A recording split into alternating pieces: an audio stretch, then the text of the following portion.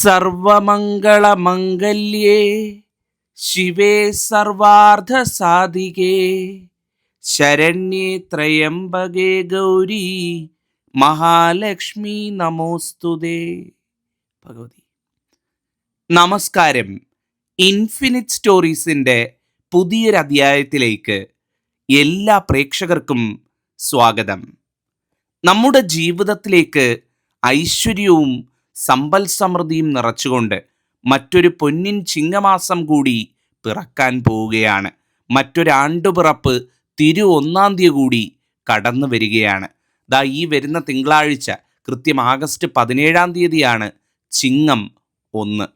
ഈ ഒരു ചിങ്ങമാസം 1 ദിവസം ആണ്ടുപിറപ്പ് തിരു-1 തീയതി രാവിലെ എല്ലാവരും വീട്ടിൽ വിളക്ക് കത്തിച്ച് നിലവിളക്കിൻ്റെ മുന്നിൽ ഞാൻ ഈ പറയുന്ന വസ്തു വെച്ച് കണി കാണണേ, കണി കണ്ട് തൊഴണേ, എല്ലാവരെയും വിളിച്ച് കണി കാണിക്കണേ, വിളക്ക് തൊഴിയിക്കണേ.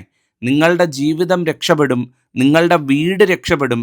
നിങ്ങൾക്കും കുഞ്ഞുങ്ങൾക്കും കുടുംബത്തിനും ഒരു വർഷം സകല ഐശ്വര്യങ്ങളും അഭിവൃദ്ധിയും ഈ പുതുവർഷം സമ്മാനിക്കുന്നതായിരിക്കും.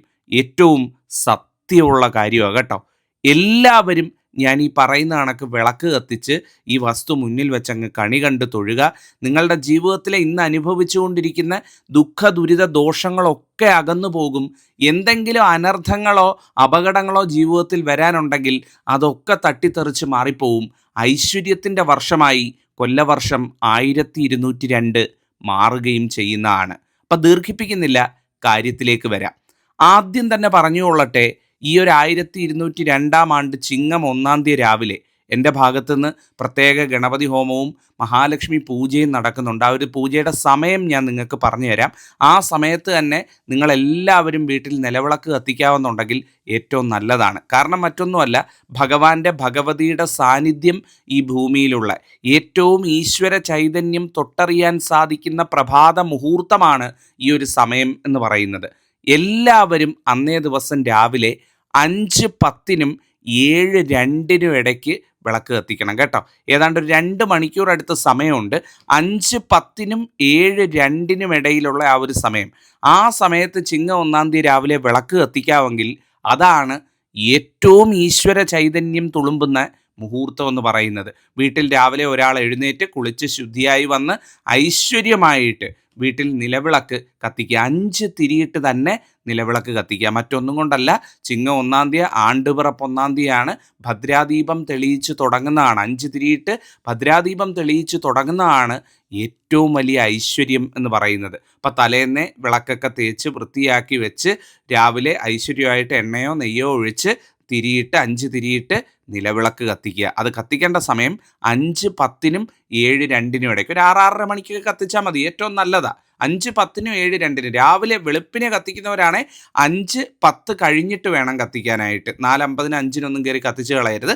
കത്തിക്കുന്നതുകൊണ്ട് ദോഷമില്ല, പക്ഷേ 5:10 7:02 ഇടയ്ക്ക് കത്തിക്കുന്നതാണ് ഏറ്റവും ഉചിതമായ മുഹൂർത്തം എന്ന് പറയുന്നത്. ഇപ്പോൾ ഒരു 7:02 കത്തിക്കാൻ നോക്കുക. അതിനേക്കാൾ വൈകിക്കാതിരിക്കാനായിട്ട് കഴിയുന്നതും ശ്രമിക്കുക എന്നുള്ളതാണ്. അപ്പം കിണ്ടിയിൽ തീർത്ഥ ജലം നിലവിളക്കിനോടൊപ്പം വയ്ക്കുക.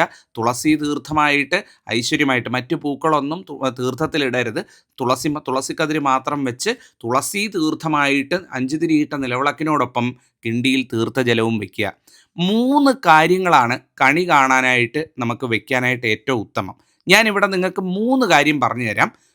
ഈ 3 കാര്യങ്ങളിൽ ഏതെങ്കിലും ഒരു കാര്യം നിങ്ങളെക്കൊണ്ട് പറ്റുന്ന മതി. 3 എണ്ണത്തിൽ ഒരെണ്ണം നിങ്ങളുടെ വീട്ടിൽ കണിയായിട്ട് തയ്യാറാക്കി അന്നേ ദിവസം രാവിലെ വെച്ച് കണി കാണണം എന്നുള്ളതാണ്. അതാണ് ഏറ്റവും ഗംഭീരമായിട്ടുള്ള കാര്യം എന്ന് പറയുന്നത്. തലേന്ന് രാത്രി തന്നെ കാര്യങ്ങളൊക്കെ തയ്യാറാക്കി വെക്കാം. രാവിലെ ഒരാൾ എഴുന്നേറ്റ്, ഗൃഹനാഥനോ അല്ലെ ആരെങ്കിലും വീട്ടിലെ ഒരാൾ എഴുന്നേറ്റ് കുളിച്ച് ശുദ്ധിയായി വന്ന് ഈ ഒരുക്കിയ കാര്യങ്ങളൊക്കെ ഒന്ന് വെച്ച് നിലവിളക്കങ്ങ് കത്തിച്ചാൽ മതി എന്നുള്ളതാണ്. അതിനുശേഷം വീട്ടിലെ ഓരോരുത്തരും വന്ന് നിലവിളക്ക് തൊഴുത് ഐശ്വര്യമായിട്ട് പോവുക എന്നുള്ളതാണ്. അതിൽ 3 കാര്യം പറഞ്ഞു തരാം. 3-ൽ ഒരെണ്ണം ആണ് വീട്ടിൽ ചെയ്യേണ്ടത്. അപ്പം അതേതൊക്കെയാണ് എന്നുള്ളത് നമുക്ക് മനസ്സിലാക്കാം. 1-ാമത്തെ കാര്യം എന്ന് പറയുന്നത്, പറ്റുന്ന എല്ലാവരും ഇത് ചെയ്യുക, പറ്റാത്തവർ 2-ാമത്തെ ചെയ്യുക, അതും പറ്റാത്തവർ 3-ാമത്തെ ചെയ്യുക. 1-ാമത്തെ കാര്യം എന്ന് പറയുന്നത്, ഒരു ചെറിയ പറയോ അല്ലെങ്കിൽ ഒരു ഗ്ലാസ്സോ അല്ലെ ഒരു മൊന്തയോ എടുക്കുക. എടുത്തിട്ട് ചെറിയ പറയെന്ന് പറയുമ്പോൾ നമുക്കറിയാമല്ലോ, ഗ്ലാസിൻ്റെ വലിപ്പത്തിലുള്ള ചെറിയ പറ.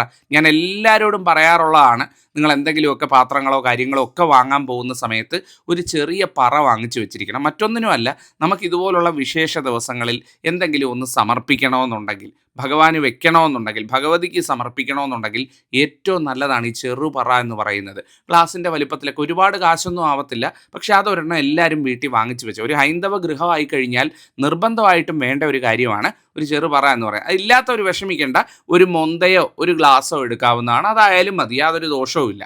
അപ്പോൾ ഒരു ചെറിയ പറയിലോ ഗ്ലാസ്സിലോ നെല്ല് നിറച്ച് വെക്കുക. ഇനിയിപ്പോൾ 2-3 ദിവസമുണ്ട്, അപ്പോൾ എല്ലാവരും കുറച്ച് നെല്ല് വാങ്ങിച്ച് വെക്കാവുന്നുണ്ടെങ്കിൽ ആ ചെറുപറയിൽ നെല്ല് നിറച്ച് വെക്കുക. നെല്ലുണ്ടല്ലോ, നെല്ല്, ആ നെല്ലിൻ്റെ മുകൾ ഭാഗത്തായിട്ട് ഒരു തുളസിപ്പൂവ് കുത്തിവെക്കുക. ഒരു തുളസിപ്പൂവ് എടുത്ത് ഒരു തുളസിപ്പൂവ് ഐശ്വര്യമായിട്ട് ആ നെല്ലിലൊന്ന് മുക്കി മുകൾ ഭാഗത്തായിട്ട് വെക്കുക.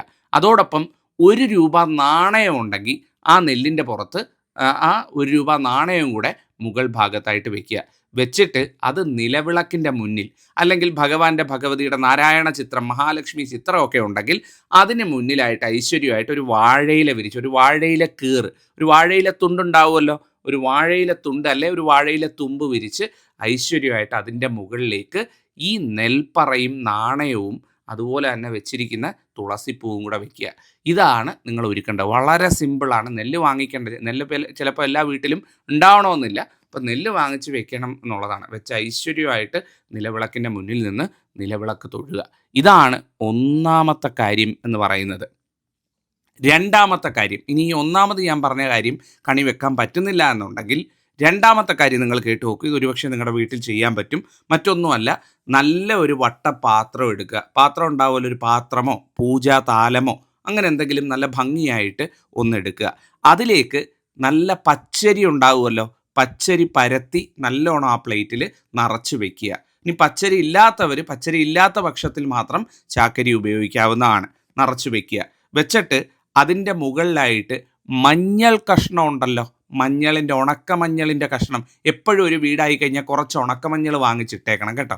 ഞാൻ എല്ലാവരോടും പറയുന്നതാണ്, ഒരു വീടായി കഴിഞ്ഞാൽ കുറച്ച് ഉണക്കമഞ്ഞൾ, കുറച്ച് വറ്റൽ മുളക് എപ്പോഴും വാങ്ങിച്ച് വെച്ചേക്കണം. മറ്റൊന്നും കൊണ്ടല്ല, ദോഷങ്ങളെ അകറ്റാൻ വറ്റൽ മുളകും ഐശ്വര്യം കൊണ്ടുവരാൻ മഞ്ഞളും ഉണക്കമഞ്ഞളും ഏറ്റവും ഗംഭീരമായിട്ടുള്ള 2 വസ്തുക്കളാണ്. അപ്പം ദോഷവും മാറും, ഐശ്വര്യം വരും. എപ്പോഴും ഒരു അടുക്കള ആയിക്കഴിഞ്ഞാൽ ഈ 2 സാധനങ്ങൾ എപ്പോഴും നിത്യം ഉണ്ടായിരിക്കണം ഒരു വീട്ടിൽ. അപ്പോൾ കുറച്ച് ഉണക്കമഞ്ഞൾ എടുക്കുക. നല്ല അരി വിരിച്ചിരിക്കുന്നതിൻ്റെ മുകളിലായിട്ട് ഓരോ ആയിട്ട് ഒരു 3-4 കഷ്ണം ഉണക്കമഞ്ഞൾ വെക്കുക. അതുപോലെ തന്നെ നാണയം ഉണ്ടാവുമല്ലോ എല്ലാവരുടെയും കയ്യിൽ, 1 രൂപയുടെ 5 രൂപയുടെ നാണയം കൊണ്ട്. 5 രൂപ നാണയം ഏറ്റവും ഗംഭീരം. 5 എന്ന് പറയുന്ന സംഖ്യയ്ക്ക് സാമ്പത്തികമായിട്ട് ഒരുപാട് പ്രസക്തിയുള്ള, ഞാൻ മുൻ അധ്യായങ്ങളിലൊക്കെ പറഞ്ഞിട്ടുണ്ട്. അപ്പോൾ 5 രൂപയോ 1 രൂപയോ നാണയം ഉണ്ടെങ്കിൽ അത് ഇതിൻ്റെ മുകളിലായിട്ട് വെക്കുക. ഇതാണ് രണ്ടാമതായിട്ട് ചെയ്യേണ്ടത്. അത്തരത്തിൽ ആ വെച്ചിരിക്കുന്ന പൂജാതാലം നമുക്ക് കണിയായിട്ട് വെച്ച് അത് ഐശ്വര്യമായിട്ട് രാവിലെ 5 തിരിയിട്ട് വിളക്ക് കത്തിച്ച് വിളക്കിൻ്റെ മുന്നിൽ ഒരു ഇല വിരിച്ച് ആ ഇലയുടെ മുകളിൽ ഇത് വെച്ച് കണി കാണാവുന്നതാണ്. ഇനി ഇല വിരിച്ചില്ലെങ്കിൽ എന്തെങ്കിലും ഒരു നല്ല പട്ടോ വൃത്തിയുള്ള തുണിയോ വിരിച്ച് അതിൻ്റെ മുകളിലായാലും വെച്ചാൽ മതി. വെറും നിലത്ത് വെക്കരുത് എന്നുള്ളതാണ്. ഭഗവതിയുടെ ചിത്രം, വിഷ്ണു ചിത്രം, ലക്ഷ്മി ചിത്രമൊക്കെ ഉണ്ടെങ്കിൽ അതിന് മുന്നിൽ വെച്ചും നമുക്കിത് കണി കാണാവുന്നതാണ്. ഇതാണ് രണ്ടാമത്തത്. മൂന്നാമത്തെന്ന് പറയുന്നത് ഏറ്റവും ഗംഭീരമായിട്ടുള്ള കാര്യമാണ്. മറ്റൊന്നുമല്ല, ഫലവർഗ്ഗങ്ങൾ കണി കാണുക എന്ന് പറയുന്നത്. ഫലവർഗ്ഗങ്ങൾ അരിക്ക് മുകളിൽ വെച്ച്, അതായത് ഒരു ചെറിയ വട്ടപാത്രത്തിലോ ഒരു കുമ്പിള് പാത്രത്തിലോ കുറച്ച് അരിയെടുത്ത് അരിക്ക് മുകളിലായി ഫലവർഗ്ഗങ്ങൾ, നമ്മൾ വിഷുവിനൊക്കെ ചെയ്യുന്ന കണക്ക് എന്തെങ്കിലും ഒരു പടല പഴമായാലും മതി, ഒരു പടല പഴമോ അല്ലെ ആപ്പിളോ മാങ്ങയോ എന്താണ് നമുക്ക് ഫലവർഗ്ഗം വീട്ടിലുള്ളത്, ആ പഴവർഗ്ഗം വെച്ച് കണി കാണുക എന്ന് പറയുന്നതാണ്. ഇതാണ് മൂന്നാമത്തെ രീതി എന്ന് പറയുന്നത്. ആദ്യത്തെ 2 രീതിയും പറ്റിയില്ല എന്നുണ്ടെങ്കിൽ മാത്രം ഇത് ചെയ്യുക. ഇതൊരു സമൃദ്ധിയുടെ ലക്ഷണമായിട്ടാണ് ഇതിനെ കണക്കാക്കുന്നത്. അതുപോലെ തന്നെ ഞാൻ എല്ലാവരോടും പറഞ്ഞിരിക്കുന്ന കാര്യമാണ്, പറ്റുമെങ്കിൽ വീട്ടിനടുത്ത ക്ഷേത്രത്തിൽ കൊടുത്ത്, നാരായണ ക്ഷേത്രത്തിലോ ഭഗവതി ക്ഷേത്രത്തിലോ കൊടുത്ത് ഒരു കതിർക്കുല പൂജിച്ച് വാങ്ങിച്ച് വീടിൻ്റെ തിരുമുമ്പിൽ തൂക്കാൻ പറഞ്ഞിട്ടുണ്ട്.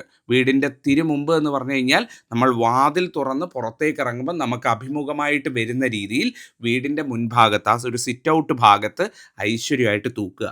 കണി കാണാൻ ഏറ്റവും ഗംഭീരമായിട്ടുള്ള കാര്യമാണ്. അപ്പം പറ്റുന്നവരെല്ലാം ഒരു കതിർക്കുല വീടിൻ്റെ മുമ്പിൽ തൂക്കുക.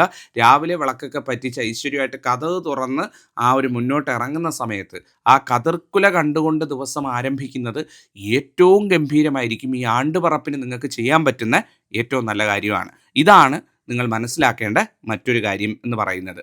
5 തിരിയിട്ട് നിലവിളക്ക് കത്തിച്ചു കഴിഞ്ഞാൽ ആ നിലവിളക്കിൻ്റെ മുന്നിൽ നിന്ന് എല്ലാവരും ഞാൻ ഈ പറയുന്ന 5 പേരെ പ്രാർത്ഥിക്കണം കേട്ടോ. 5 ദേവീ ദേവന്മാരെ നിങ്ങൾ പ്രാർത്ഥിക്കണം. ഈ ചിങ്ങമാസം ആണ്ടുപിറപ്പ് 1-ാം തീയതി 5 പേരെ പ്രാർത്ഥിക്കണം. ഒന്നാമത്തതും ആദ്യത്തതും എന്ന് പറയുന്നത്, പ്രാർത്ഥന തുടങ്ങേണ്ടതെന്ന് പറയുന്നത് ഓം ഗം ഗണപതയേ നമ എന്ന് പറഞ്ഞുകൊണ്ടായിരിക്കണം. നിലവിളക്കിന് തിരി കൊളുത്തുന്നത് തന്നെ ഓം ഗം ഗണപതയേ നമ അവിഘ്നമസ്തു ശ്രീ ഗുരുഭ്യോ നമ ഓം ഗം ഗണപതയേ നമ എന്ന് പറഞ്ഞുകൊണ്ട് ഗണനായകനെ മഹാഗണപതിയെ പ്രാർത്ഥിച്ചുകൊണ്ട് തുടങ്ങും. മറന്നു പോകരുത് കേട്ടോ. വേറെ ഏത് ഈശ്വരന്മാരെ പ്രാർത്ഥിക്കുന്നതിന് മുമ്പും ഈ ഒരു ചിങ്ങം 1-ാം തീയതി രാവിലെ വിളക്ക് പറ്റിക്കുന്നവർ വന്ന് തൊഴുന്നവർ ആദ്യം ഗണനായക വിഘ്നേശ്വര വിനായക മുന്നിൽ നിന്ന് നയിക്കണേ ഭഗവാനെ ഓം ഗം ഗണപതയേ നമ എന്ന് പറഞ്ഞുകൊണ്ട് വിളക്ക് തെളിയിക്കുക. ഗംഭീരമായിരിക്കും കേട്ടോ ഒന്നാമത് പ്രാർത്ഥിക്കേണ്ടത്. രണ്ടാമത്തെന്ന് പറയുന്നത് നമ്മളുടെ ഈ പ്രപഞ്ചത്തിലെ സ്ഥിതിയുടെ ദേവനായ നമ്മളുടെ എല്ലാമായ നാരായണമൂർത്തി ഓം നമോ ഭഗവതേ വാസുദേവായ ഓം നമോ നാരായണായ എന്ന് പറഞ്ഞുകൊണ്ട് നാരായണമൂർത്തിയെ പ്രാർത്ഥിച്ചുകൊണ്ട്, മഹാവിഷ്ണു ഭഗവാനെ പ്രാർത്ഥിച്ചുകൊണ്ട്, നമ്മുടെ പൊന്നുതമ്പുരാൻ ഭഗവാനെ പ്രാർത്ഥിച്ചുകൊണ്ട് രണ്ടാമത്തെ പ്രാർത്ഥന മുഴുവിപ്പിക്കുക. ഓം നമോ ഭഗവതേ വാസുദേവായ ഓം നമോ നാരായണായ. മൂന്നാമത്തെന്ന് പറയുന്നത് സകല ഐശ്വര്യത്തിൻ്റെയും സമൃദ്ധിയുടെയും സമ്പന്നതയുടെയും എല്ലാത്തരം നമ്മളുടെ ജീവിതത്തിൽ ഐശ്വര്യങ്ങളുടെയും കാരണഭൂതയായ ഭഗവതി അമ്മ മഹാമായ എൻ്റെ പൊന്നമ്മ ശ്രീ മഹാലക്ഷ്മിയെ പ്രാർത്ഥിക്കുക. ഓം ശ്രീം മഹാലക്ഷ്മിയെ നമ. ഭഗവതി എല്ലാ ഐശ്വര്യവും ചൊരിയും. ഭഗവതിയെ പ്രാർത്ഥിക്കാൻ വിട്ടുപോകരുത്. ഓം ശ്രീം മഹാലക്ഷ്മിയെ നമ. 3. നാലാമത്തേന്ന് പറയുന്നത് നിങ്ങളുടെ കുടുംബ ഭഗവാൻ അല്ലെങ്കിൽ ഭഗവതി ആരാണോ കുടുംബദേവതയെ പ്രാർത്ഥിക്കുക, കുലദൈവതയെ പ്രാർത്ഥിക്കുക. കുലദേവതയെ അറിഞ്ഞൂടാത്തവർ ഭദ്രകാളി അമ്മയെ പ്രാർത്ഥിക്കുക. അമ്മയെ മനസ്സിൽ ധ്യാനിച്ച് അമ്മേ ഭദ്രകാളി എല്ലാ ഐശ്വര്യങ്ങളും നൽകണേ എന്ന് ഭദ്രകാളി അമ്മയെ പ്രാർത്ഥിച്ചാലും മതി. അല്ല, നിങ്ങളുടെ കുടുംബദേവതയെ നിങ്ങൾക്ക് അറിയാവുന്നുണ്ടെങ്കിൽ ആ ഭഗവാന്റെ അല്ലെങ്കിൽ ഭഗവതിയുടെ പേര് ചൊല്ലിപ്പറഞ്ഞ് നിങ്ങൾക്ക് പ്രാർത്ഥിക്കാവുന്നതാണ്. ഇതാണ് നാലാമത്തത്. അഞ്ചാമത്തതും ഏറ്റവും അവസാനത്തതും ഏറ്റവും പ്രധാനപ്പെട്ടതും എന്ന് പറയുന്നത് പാർവതീ പരമേശ്വരന്മാരെ പ്രാർത്ഥിക്കുക. പ്രപഞ്ചനാഥനായ മഹാദേവനെയും ശക്തിസ്വരൂപിണി ഭഗവതി ശ്രീ പാർവതിയും പ്രാർത്ഥിക്കുക. എങ്ങനെയാണ്? ഓം പാർവതീ പരമേശ്വരായ നമോ നമ. എങ്ങനെയാണ്? ഓം പാർവതീ പരമേശ്വരായ നമോ നമ എന്ന് അഞ്ചാമതായിട്ട് പ്രാർത്ഥിക്കുക. അപ്പോൾ ഈ 5 പേരെ പ്രാർത്ഥിച്ചുകൊണ്ട് ഐശ്വര്യമായിട്ട് 5 തിരി വിളക്കും വെച്ച് ഞാൻ പറഞ്ഞ പോലെ കണിയും കണ്ട് ഈ ഒരു തിരു 1-ാം തീയതി ദിവസം അങ്ങോട്ട് ആരംഭിക്കൂ. സർവം ഗംഭീരമായി കിട്ടും. ജഗദീശ്വരി കൂടെ ഉണ്ടാകും, ജഗദീശ്വരൻ കൂടെ ഉണ്ടാകും. എല്ലാം മംഗളമായി കിട്ടുകയും ചെയ്യുന്നതാണ്.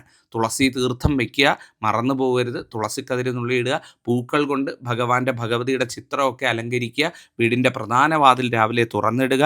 നാരായണീയം, ലളിതാ സഹസ്രനാമം, വിഷ്ണു പുരാണം, ഗരുഡ പുരാണം, ദേവീ മാഹാത്മ്യം ഇങ്ങനെയൊക്കെയുള്ള കാര്യങ്ങൾ വീട്ടിൽ പാരായണം ചെയ്യുക. അത് വീട്ടിൽ മുഴങ്ങി കേൾക്കുക.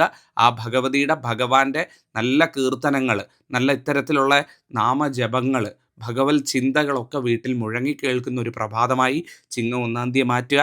എന്തെങ്കിലും ജീവിതത്തിൽ അനർത്ഥങ്ങളോ ദുഃഖങ്ങളോ അനുഭവിക്കുന്നുണ്ടെങ്കിൽ ആത്മാർത്ഥമായിട്ട് പറയുന്നു, ഞാൻ ഈ പറഞ്ഞ കാര്യം നിങ്ങൾ മനസ്സിരുത്തി ഭഗവാന് വേണ്ടി ഭഗവതിക്ക് വേണ്ടി ചിങ്ങം 1-ാം തീയതി ചെയ്യൂ. വരുന്ന ഒരു വർഷക്കാലം 1202-ാം ആണ്ട് എന്ന് പറയുന്നത് നിങ്ങളുടെ ദുഃഖങ്ങൾ തുടച്ചു നീക്കി ഭഗവാനും ഭഗവതിയും നിങ്ങളുടെ ജീവിതത്തിൽ വരമരുളുന്ന വർഷമായി തീർക്കും എന്നുള്ളതാണ്.